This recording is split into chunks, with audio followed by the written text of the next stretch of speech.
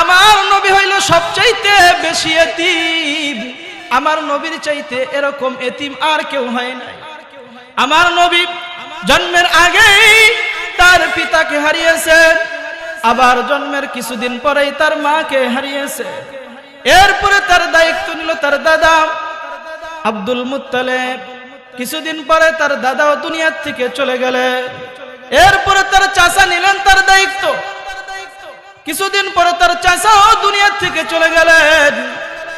এরপরে তার দায়িত্ব নিলেন তার বিবি খাদিজা রাদিয়াল্লাহু তাআলা আনহা। সবচেয়ে তার প্রিয় বিবি মা খাদিজা রাদিয়াল্লাহু তাআলা আনহা। ও আমার মা বোনেরা, যারা শুনতেছেন মাইকের আওয়াজ যেই সমস্ত মা বোনদের কানে যাইতেছে, ও আমার মা বোনেরা, ফাঁকে একটু কথা বলে যায়। অনেক মা বোনেরা আছেন তার স্বামীদেরকে কষ্ট দেন।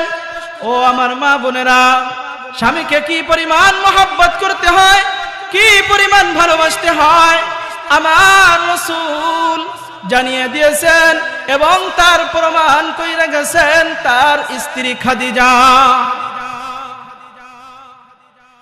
খাদিজা রাদিয়াল্লাহু তাআলা আনহা নবীজি যখন ওই হীরা গুহা পাহাড়ের মধ্যে যখন নবীজি অবস্থান করলেন কুরআন নাজিলের পূর্বে মুহূর্তে, তখন মা খাদিজা রাদিয়াল্লাহু তাআলা আনহা ওই পাহাড়ের চূড়ায় এত কষ্ট কইরা উঠা এরপরে তার স্বামীর জন্য খানা নিয়ে গেছে।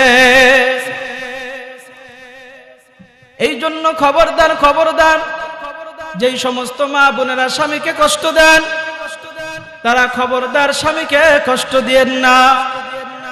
এরপরে যখন তার স্ত্রীও চলে গেল, তার 4টা সন্তান আল্লাহ পাক রব্বুল আলামিন আমার নবীকে দিয়েছিলেন।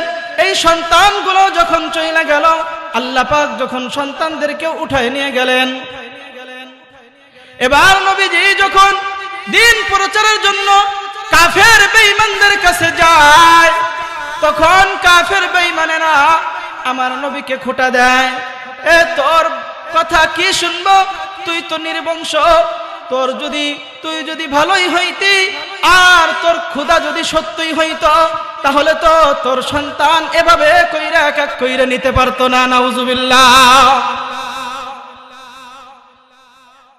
এভাবে করে করে অপমান করতে তালে আসে। সাহাবীরা যখন দিন প্রচারের জন্য মক্কার অলিতে গলিতে ঘুরে ঘুরে আমার নবীর কথা বলেন, আমার নবীকে রাসূল মানার জন্য যখন বলেন, তখন এভাবে করে সাহাবীদেরকে দূর দূর করে তাড়াইয়ে দেয়। হযরতে বিলালের উপর আক্রমণ চলায়, সাহাবীদের পর স্টিম রুলার চালু হয়ে গেল, নির্যাতনের স্টিম রুলার চালু হয়ে গেল। আমার নবীজি হাতিমে কাবার চত্বরে পিঠটা লাগায়া কান্না করতেছেন। হযরতে আনাস রাদিয়াল্লাহু তাআলা আনহু নবীজির কান্না দেখে এগিয়ে আসলেন। আসার পর বলতেছে, ইয়া রাসূলুল্লাহ, ইয়া হাবিবাল্লাহ, আপনি কেন এই চত্বরের পাশে বৈশা কেন কান্না করেন?